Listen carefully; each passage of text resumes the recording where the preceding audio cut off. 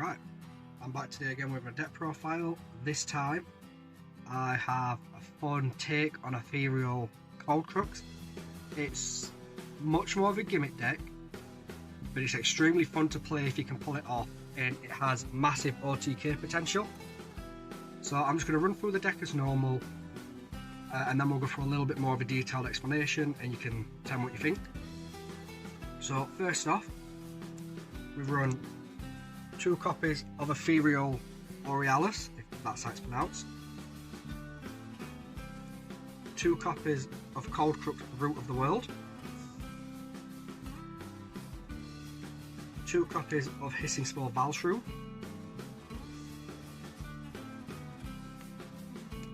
2 copies of Dimensional Sea Sylph, and that is our 8 creature lineup, and the rest are all symmetries. So we run 2 copies of Starlit Expanse,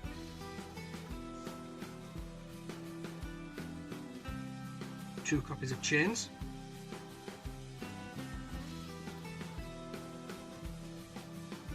2 copies of Glimpse of the Sanctuary,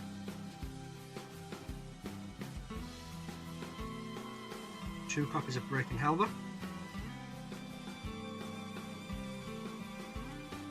2 copies of Glistening Undergrowth, 2 copies of Isle of the Morning Star, and lastly 1 copy of Isla de la Cartas. And that is our 21 card deck. So I will explain how the deck's OTK potential works and then run through more of the cards. So what we're trying to do is we're trying to summon Ethereal Borealis, as this card says, when this creature attacks, reveal the top card of your main deck. If it is a creature, it attacks your opponent's life points directly. If it is a symmetry, it attacks your life points directly. So what we're trying to do is we're trying to manipulate the top of our deck and get certain creatures there. So the cards we need are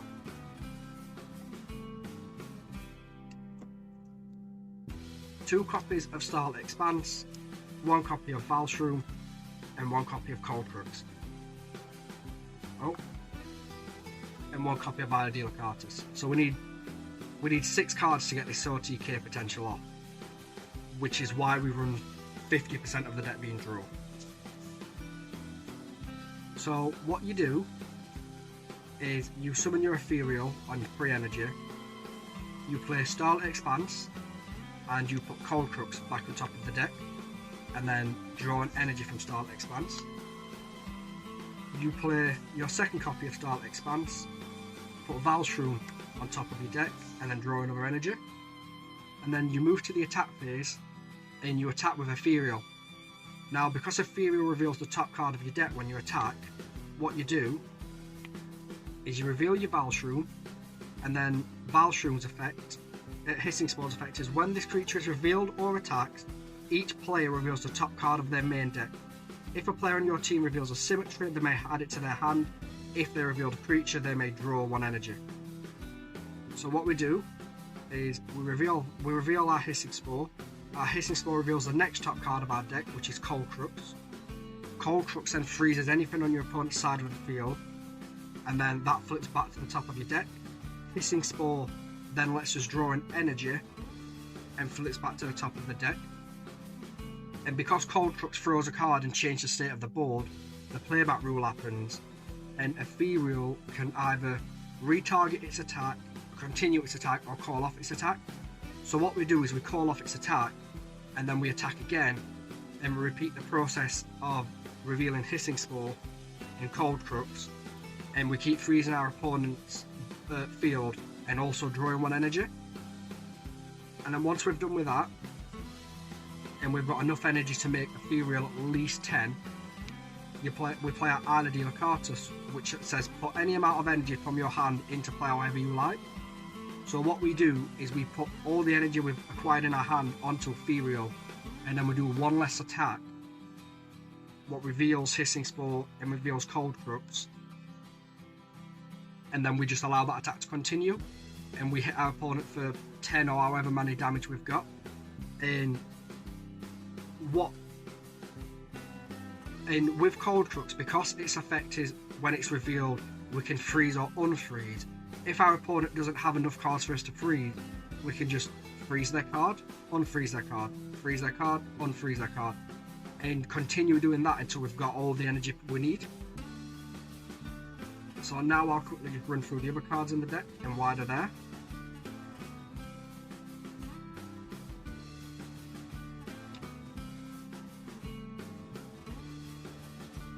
So we've gone through why we've run the double Ethereal. It's got that direct attack, it's our win condition. We've gone through why we run Cold Trucks Root of the World. We run 2 to see it as fast as possible, and if we have to, then we can also just summon 1 if we're in a tight spot, because it allows us to freeze and it also gives us an extra line of defense.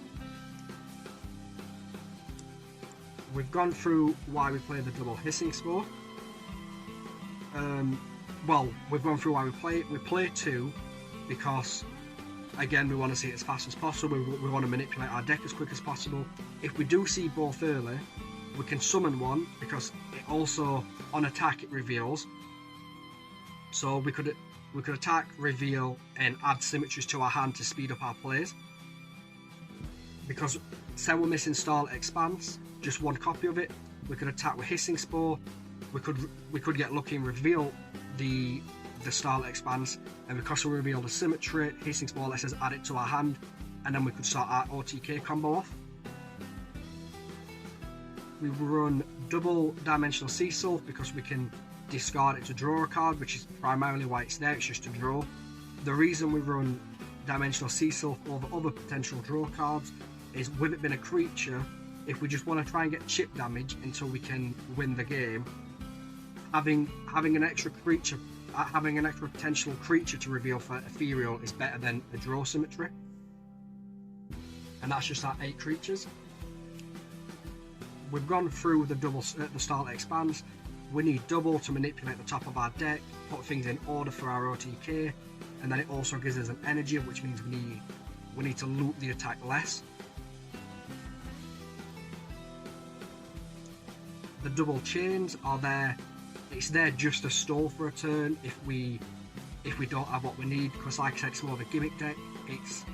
This is probably the most optimal build of the gimmick deck, but with it being a gimmick, it's not the most competitive deck. It's just very fun to win.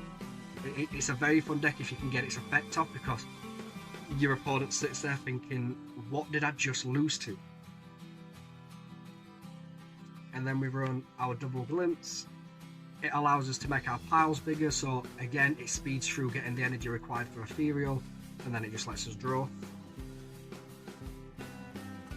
We have the double Breaking Helver, just because it lets us draw, and if we are up against Drifters, it shuts them down for an entire turn. We run the Glisten Undergrove. We run it just to let us reveal the top card of our deck and add it to our hand. We could get lucky and reveal Hissing Spore, which could reveal another symmetry, what allows us to add 2 cards to our hand. Or we could hit Cold Trucks and disrupt our opponent.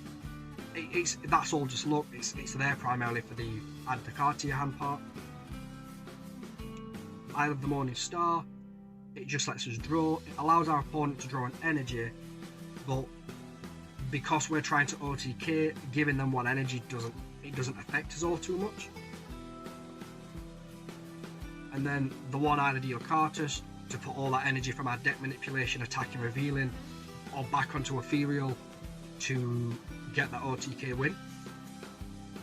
So, as you can see,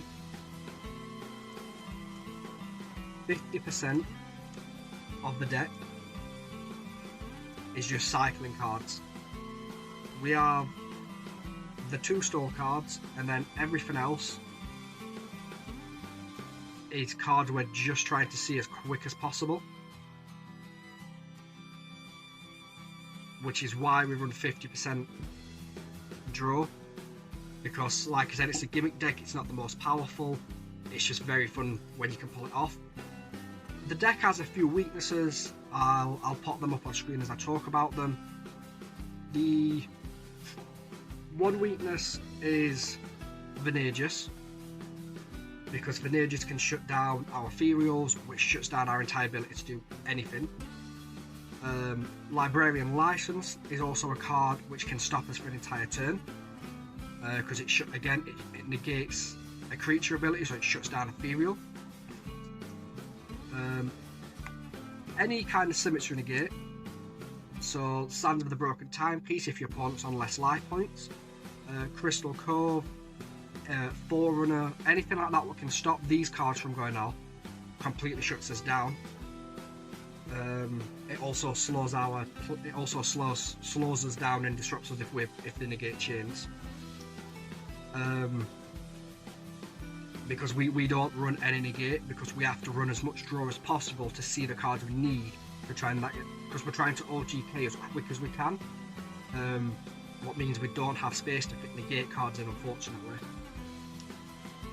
The other very, very hard counter is Mechanical Hallucination, because that shuts down all those cards. Shuts down 8 cards in our deck, because Mechanical Hallucination stops us from drawing from our own effects. So yeah, it shuts down nearly 50% of the deck. Thankfully our Glistening Undergrowth gets over Mechanical Hallucination, so that's free from it. But these 8 cards, if your opponent rebuilds into a Mechanical Hallucination or summons it or gets it into play any other way other than the Afterthought part, and we draw any of these cards, they're completely dead in our hand until we can get over Mechanical Hallucination, which would require us to summon our Cold Crux, our Hissing Spore, or our Cecil, because Ethereal always attacks directly, so that hard counters the deck. Another powerful card, it doesn't shut us down, it doesn't counter us, but we have no way to prevent it, is a Vortex, forcing us to discard our Cold Cruxes or our Starlit Expansers aren't really something we want to happen at all. Thankfully, running so much cycle cards means losing them isn't the end of the world, because we can force a deck recycle pretty quickly. But it does completely completely slow us down for quite a while. But like I said, it's a gimmick deck. I didn't build it to be the most competitive, nor is it ever going to be the most competitive. But it's absolutely hilarious if you can summon Ethereal, and you can activate both Starlit Expansers, and you can get Cold Crux there, and you can get Hissing Spore there, and then you play around that little loop attack combo, and then you drop either your Cartus and you make your Ethereal huge, and then you attack the game. And it's such an unorthodox deck that I don't think anyone's thought of. Mostly they haven't thought of it because it's not that competitive. But it's definitely fun to try out. And I'm quite proud of it when it wins, which, funnily enough, it can do pretty often. If you get lucky and you get all your cycle cards. But, yeah, that's the deck. Thank you for watching. Leave a like, drop a comment, and tell me what you think.